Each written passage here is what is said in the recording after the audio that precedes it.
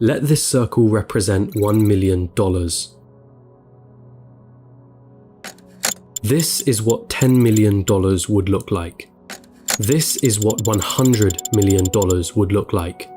And this is what $1 billion would look like.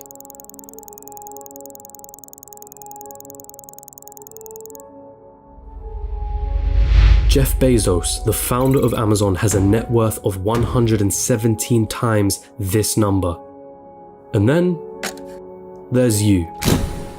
You're probably working a job right now, one that you got from the degree that you studied for in university. You probably don't have much in savings. Your living expenses seem ridiculously high. You feel as though you're not paid enough. You have credit card debt that needs taken care of. Maybe you're a student, studying for a degree that you hope can land you a job that you hope can bring in some good money. You probably don't have any savings, only a pesky student debt hanging above your head. Wealth? Getting rich? That all seems like a distant dream. How did they do it, you ask yourself? Seeing all those millionaires, billionaires, especially the ones who got there at such a young age, it baffles you, it makes you angry. They got lucky. They were born into wealth. They cheated their way to the top. That money doesn't make them happy. Money is evil anyway. I'm not smart enough. I'm just unlucky. Those dreams you had of buying that mansion, your favorite sports car, paying off your mortgage, traveling around the world, they'll forever remain that way. Just dreams. Nothing more. Nothing less. You come to the harsh realization, it's a rigged game. It's been a rigged game from the start. And you're on the losing side of it. But what if I told you you were wrong? What if there was a way of getting there? An actual equation to wealth, a science behind the way money works. What if you didn't have to abandon those dreams of paying off your parents' mortgage or traveling around the world? Would you call me a liar for saying so? I promise that I'm not, and by the end of this video you'll understand. There's a side to the coin that you're not being shown. But I warn you, the road is tough. It's filled with struggle. It's filled with ups and downs. It will mean swallowing some difficult truths that the school system and society haven't told you yet. And let me be clear, there are many of you who will not make it to the end of this road. But for those of you that do, at the end of this road lies wealth beyond what you thought you could attain. At the end of that road lies the freedom of never having to worry about money again. So, are you with me?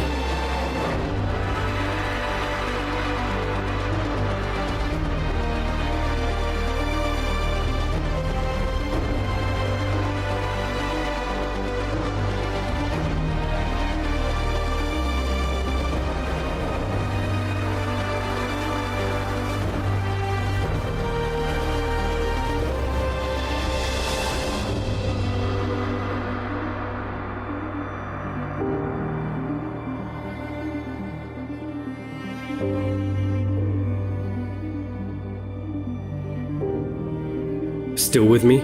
Then let's not waste any more time. What do you really think about money? Is it something you work for? Is it earned or is it inherited? Is it the root cause of all evil?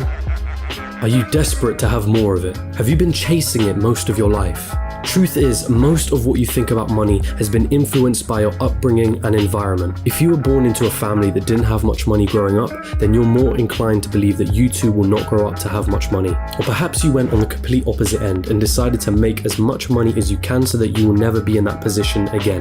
The fact that your school didn't teach you much about this subject doesn't help things. And because of this, most of you are going to have false beliefs about money that aren't going to help you on this journey. Now stick with me here, because we're going to have to change the way you've been seeing money your whole life. Hollywood has always had a habit of depicting the wealthy and rich as evil, backstabbing, entitled, or corrupt individuals. If you won't get me a squirrel, I'll get one myself. Question is, have you bought into that stereotype? A recent report released by WealthX showed that of the world's ultra-wealthy, those that had a net worth of 30 million or more, 68% of them were self-made. And it seems like every other study backs up this conclusion. Warren Buffett? Self-made billionaire. Howard Schultz? Born in poverty. Oprah Winfrey? Born in poverty. Jeff Bezos? Self-made billionaire. Elon Musk? Self-made billionaire. Sarah Blakely? Self-made billionaire. What is it that these people know that you don't? Truth is, your equation is all wrong. Here's the two-dimensional equation that you've been taught. Money equals salary earned from a job. Past a certain point, the prospect of getting a job becomes the sole purpose of your education. So what's wrong with that, you ask? I'm gonna assume that if you're watching this, you want to make money, a lot of it, and in as short amount of time as possible. If that is your goal, then this equation for generating money will never get you there. We all have one precious resource, the most important resource of all, and once it's gone, there's no way of getting it back. That resource is time. In a standard job, the amount of money you earn is dependent on the amount of time you put into that job. If you earned $20 an hour and worked 40 hours a week, it would take you nearly 24 years to reach a total of $1 million. But that is without subtracting any taxes or any expenses that you will incur over 24 years. And let's not forget that inflation would make your $1 million less valuable. The reality is that on a salary of $20 an hour, you can only really be a millionaire at an old age by living frugally. And most of that precious resource known as time has slipped through your fingers. You traded all that time for money, and it wasn't even a substantial amount either.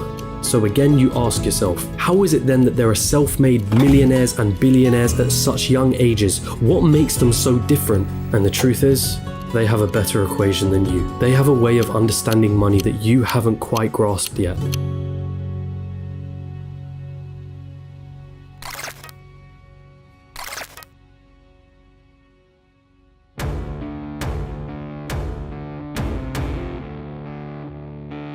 Pay very close attention now. Stop chasing money. In a capitalist society, the rules of the game are as follows. You are paid in proportion to the perceived value that you have. And the people that perceive your value, they are the market, the consumers of the economy. The market is you, your friends, your family, your neighbors, your country. People complain that football players are overpaid, but for players to be paid millions, there has to be a market for the football industry in the first place. People have to see the value in football in the first place for them to want to spend money on matches and merchandise. And if the market has a high demand for football, guess what happens to the players who are at the top of their game? They are paid generously for it. It's not about how hard you work. The cleaner that's sweating and tiring himself out every day is paid far less than the accountant sitting behind a desk. Why? Because the market perceives the value of what the cleaner does to be far less than the accountant. As harsh as it may sound, the cleaner can be replaced by anybody. It isn't difficult to learn how to do his job, and therefore the market will not pay him more than the accountant, the guy who spent years studying numbers, the guy who has saved his clients thousands on their taxes. But even so, we just discussed how getting a job isn't the right equation to amassing a great amount of wealth in a shorter period of time. So then how can we increase our perceived value? What is it about people like Elon Musk or Jeff Bezos that makes their perceived value so high? The first step to this equation of wealth is quite simple. If you want money, solve problems. If you take a second to digest this statement, you'll realize that just about all money runs from this basic premise. If it solves a problem, money will be thrown at it. If it's $1 million problem, then the solution will make you millions. If it's $1 billion problem, then the solution will make you billions. Think about all the problems that a site like Amazon solves. The hassle of going to a store, the hassle of having to wait weeks for a delivery, cheaper prices, and so on. Not to mention all the other companies that Amazon owns and the problems that those companies solve. Jeff Bezos helped solve $1 billion problem and was rewarded favorably for doing so. I see what you did. If you've been chasing money, then you've been doing it all wrong. It sounds almost paradoxical, but if you want money, it isn't money that you should be looking for. You should be looking for problems, and more importantly, solutions to those problems. And once you've found that solution, make a business around it. Wait, so that's it? Just solve problems and money will appear? So I'm gonna have to create the next Amazon for me to be rich, or the next Facebook or Google? You've gotta be kidding me, right? I don't even know how to code. I don't even have the money to start something of that scale. Hold on. You're once more going into old patterns of thinking. Start with a problem. Always start with a problem. Listen to the market around you. What are people saying they don't like? What are people saying they wish existed? What are people saying frustrates them? What do people think is incredibly inconvenient? Is that a problem that you can solve? And also, is it a problem that is worth solving?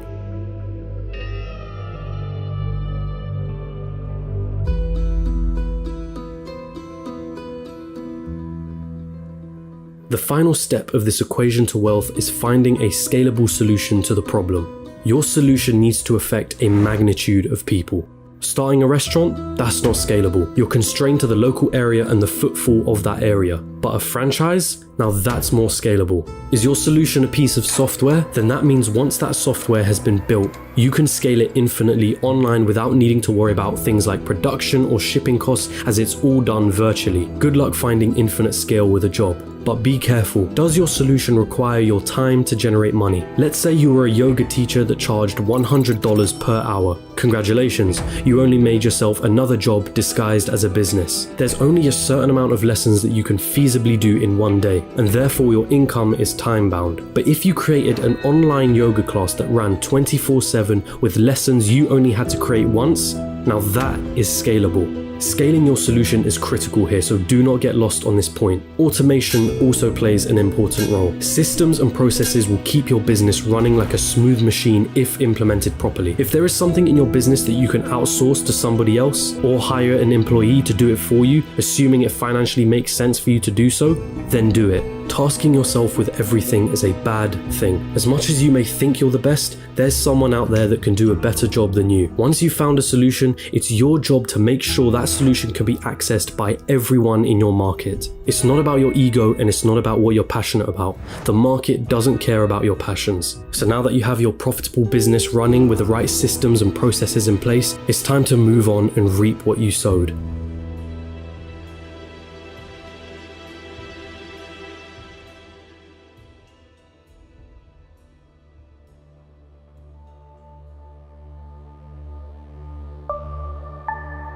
There are two likely paths you're going to face at this point. You either continue your business or cash in and sell it. This is the acquisition, the moment someone buys the solution that you spent years building a business around.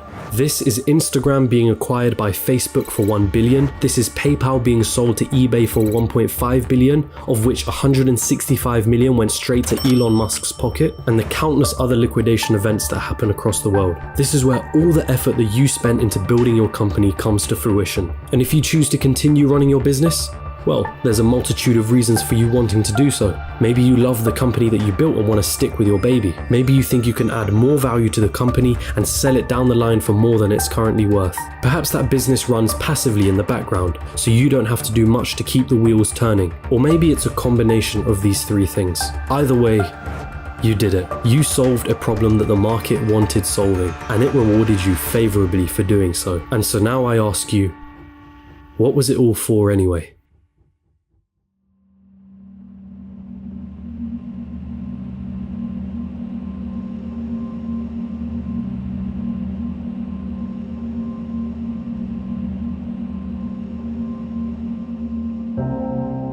For most of you, it was never about the money.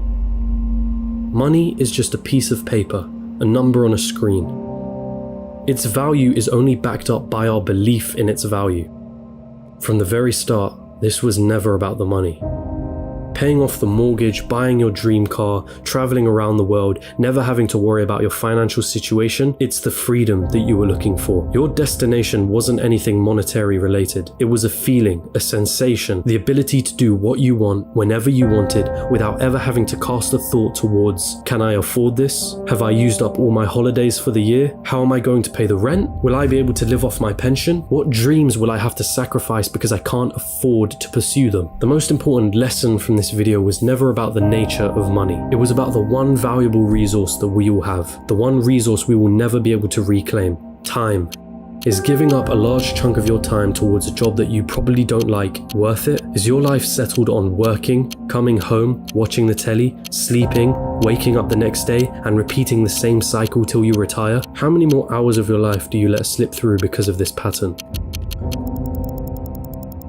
Or perhaps you're fine with that reality. Perhaps you have no other choice but to follow that path for the time being. And if that's the case, there's nothing to worry about. The most you got from this video was a little entertainment and maybe a change in perspective. But there are those of you that understand the other side. Those of you that have the desire to never need to worry about money ever again. And so I feel the need to remind you, stop chasing money. Chase problems and find the solution to those problems. This is the equation through which all money is found. If you desire liberty through never needing to worry about money ever again, then let solving problems be the meaningful struggle in your life. Does it mean you'll be happy at the end of the road? Does it mean you'll feel fulfilled? Only you can answer that question. But if your struggle is meaningful, then perhaps it's worth pursuing.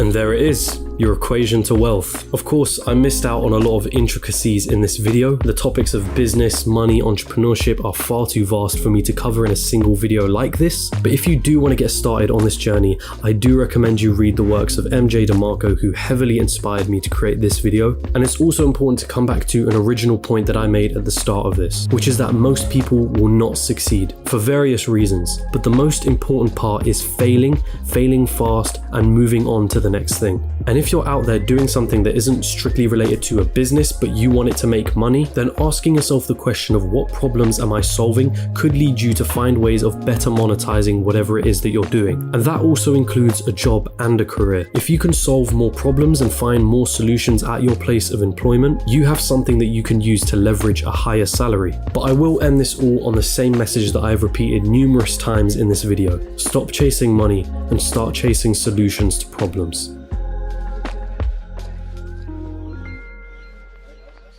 Hey, you've arrived at the end of the video, and thank you so much for watching, but don't click off just yet. I do want to take the time to say thank you very much for watching to the end. These things take quite a few sleepless nights to research, script, film, and edit, so you can't imagine how much I really do appreciate your support. If you genuinely enjoyed this video, then don't be shy, hit the like button, and if you disliked it, hit the dislike button twice just to be sure, and comment down below and let me know why. My goal with this channel has been to create entertaining documentary style videos on business, finance, and life in general. And if that sounds like something you'd be interested in and you'd want to tune in for more, hit the subscribe button and hit that notification bell. Make sure all your notifications are turned on. But with all of that being said, I hope you have a wonderful rest of the day.